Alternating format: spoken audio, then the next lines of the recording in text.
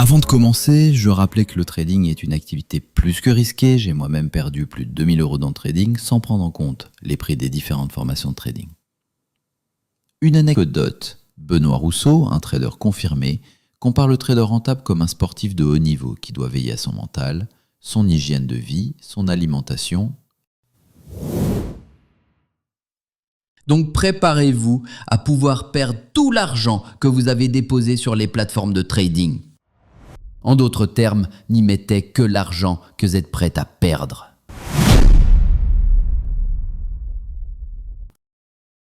Typique d'un sujet qui n'est absolument pas maîtrisé, on a notre ami Idriss qui va nous parler de corrélation. Toutes les paires de devises qui vont avoir une devise en commun, en général, elles vont être corrélées. Donc quand le GBP USD va monter, l'euro USD va monter en même temps en général.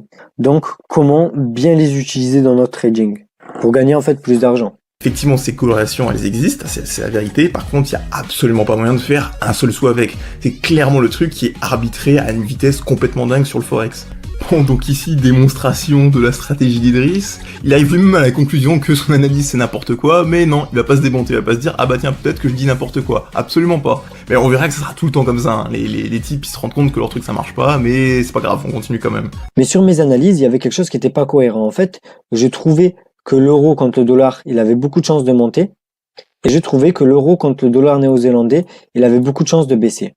Et je trouvais toutes les confiances sur les deux setups. Sur les deux setups, j'avais beaucoup de probabilités. Du coup, ce que j'ai fait, c'est que j'ai pris les deux setups en fait. Là, notre ami Idriss achète donc de l'euro USD et vend de l'euro NSD. Le problème, c'est que ici, il paye 2 fois des frais, alors qu'il aurait pu faire simplement une unique position, c'est-à-dire vendre du USD NSD. Sur un marché comme le Forex, qui est ultra compétitif, il n'y a pas le luxe de payer 2 fois des frais de transaction, hein. Au contraire, on essaie d'en payer le minimum parce que c'est souvent ça le nerf de la guerre.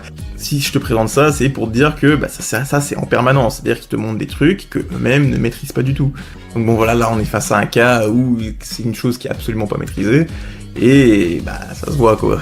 Très souvent, quand on entend parler de trading, on entend aussi parler d'analyse technique, de chartisme et de figures graphiques. On t'a sûrement déjà expliqué qu'il était possible de lire un graphe en y plaçant des indicateurs, des supports, des résistances, des lignes de tendance et d'en tirer des conclusions sur quels trades sont les plus optimaux pour toi. Que c'est une méthode qui s'apprend et que avec le temps, si tu t'entraînes, tu deviendras bon à ça et tu pourras par la suite devenir rentable en trading. On m'a dit ça aussi, j'y ai cru un moment, mais malheureusement, on nous a menti. Tout ça, c'est faux. L'analyse technique, c'est bullshit. Il y a absolument rien, je dis rien, pas un microgramme d'intérêt à en retirer.